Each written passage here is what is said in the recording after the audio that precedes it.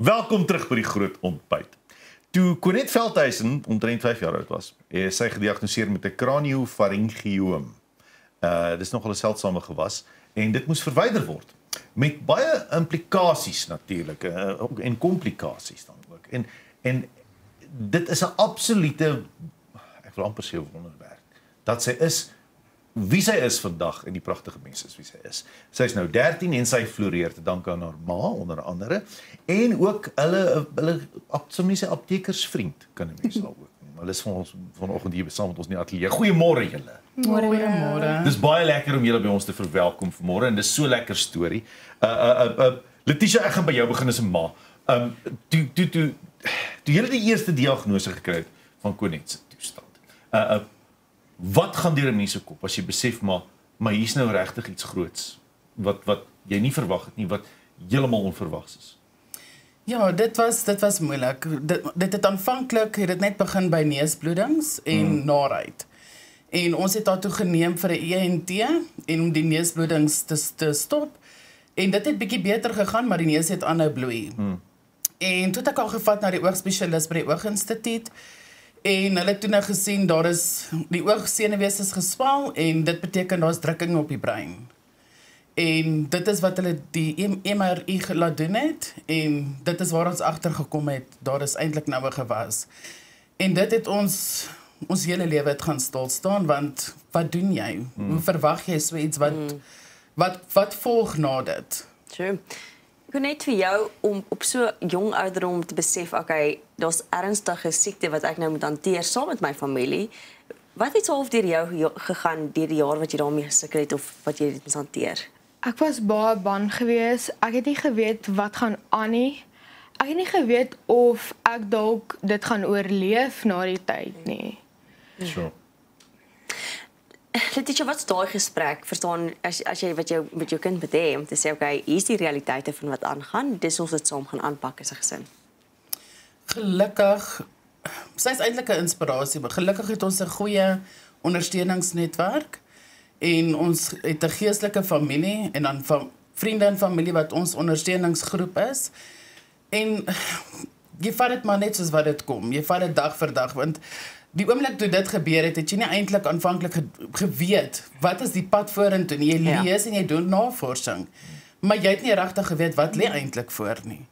So gelukkig het ons 'n ondersteuningsnetwerk en dan soos Carmen hulle ook wat haar help met die medikasie.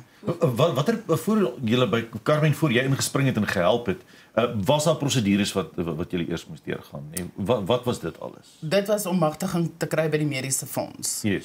En omdat dit spesiale medikasie is en nie net maklik verkrygbaar is oor 'n twinbank by 'n apteker nie, was dit was 'n ingewikkelde saak geweest.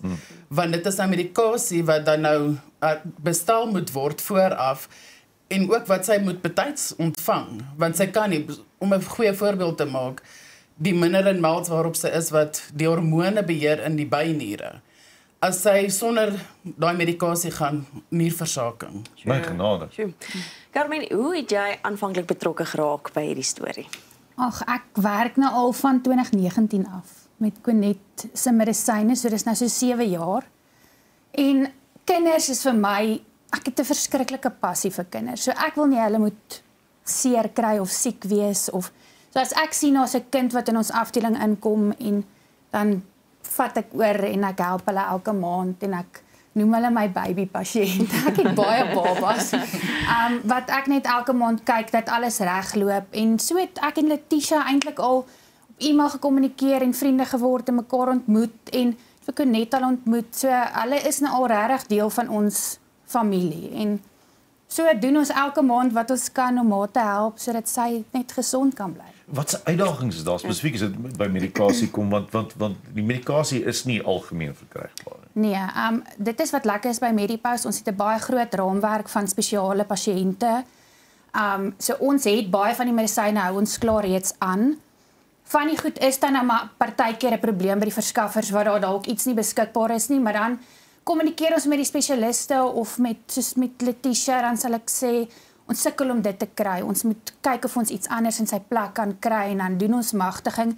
ek het met Cornet se medisyne spesifiek die een keer toe daar iets van die mark af gegaan het en toe nou die vasopressin wat vir haar byniere help, wou die medies dit nie magtig nie. En ek het toe nou later self, want dit was omdat dit so 'n tydgreep het aan, het ek sommer 'n motivering geskryf vir die onkologie afdeling en het ingestel en vir hulle verduidelik, hierdie produk is in die plek van die ander en wat dit doen en hoe belangrik dit is en hoe dit by haar siektetoestand inpas.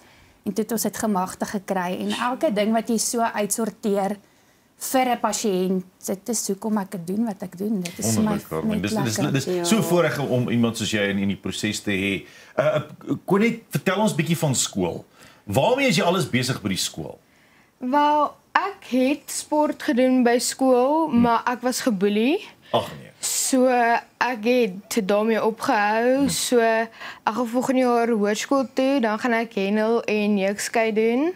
Lekker. So ek word gereeld geboelie in laerskool oor die gewig en hulle verstaan nie die situasie nie en as jy hulle verduidelik, hulle van dit net nie. So dis maar moeilik. Ek wil vir jy is 'n eysterkind en ek seker jou ma is ook super trots want die feit dat jy hier kan sit op nasionale TV en vir ons kan sê dat jy geboelie is en hier sit jy nog steeds met 'n glimlag en dit waar jy is merkwaardig. So mag jy dit nooit vergeet nie. Jy is perfek geskape nes jy moes wees en mag jy altyd aanhou glimlag. Dit maak my so kwaad om dit te hoor. Skus.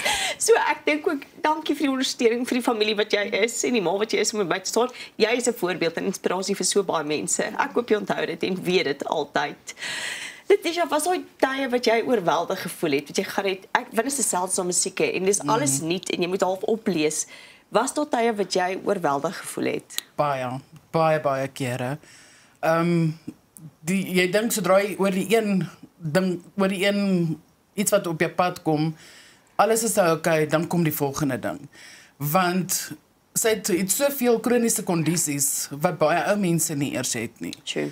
Ons het vir haar 'n kaartjie laat maak wat sy gereeld by haar moet dra met haar bloedgroep op waarvoor sy allergies is. Al die medikasies wat sy neem. Dis 10 verskillende soorte medikasies per dag. Haar normale dag bestaan uit opstaan, medikasie drink. Dan moet sy 'n rukkie kans gee, dan sy op by skool, dan is dit weer 'n hoop medikasie. En in die aand sluit sy haar dag af met medikasie en groeihormoon-inspuitings. So vir my is dit oorweldigend want hier is hierdie klein mensie wat soveel siektes het en soveel pille moet drink dat jy dink die een medikasie help vir 'n spesifieke kroniese kondisie, maar dan kom soos die kortisone wat jou liggaam nodig het om infeksie te beveg. Ja. Dit het nou veroorsaak dat sy 'n lipoom op haar nek gehad het wat ons moes verwyder het. So die trauma, daar's heeltyd trauma. Maar sy inspireer my so want met elke terugslag staan sy soveel sterker op en as jy haar sien sal jy nie sê hierdie kind gaan deur wat sy gaan nie, want sy lag altyd en sy's opgewek. Sy het waar hulle aanvanklik gedink het sy sou leerprobleme hê. Sy doen so goed, sy presteer so goed in akademie met meriete. Ons was gister by prysuitdeling en die eienskappe wat hulle aan haar gegee het, verantwoordelikheid. So sy maak my baie trots, maar ons staan op en ons veg ons beer vorentoe. Ons beer vorentoe. Altyd hoop te hê. Altyd hoop. Baie dankie vir die inspirasie wat jy is. Veral jy Cornet, baie dankie dat jy 'n draai kom maak het vanmôre. Letitia, dankie dat jy aan beklei vir jou kind. Dis goud. En Carmen, dankie vir jou bystand. Dis my plesier. Dankie. Is lekker om mense te hê wat vir mekaar omgee. Nou ja, ons gaan 'n bietjie advertensiebreek vat sodat ek en Jenny vir ons ook in uit was. En dan is ons nie kombuis.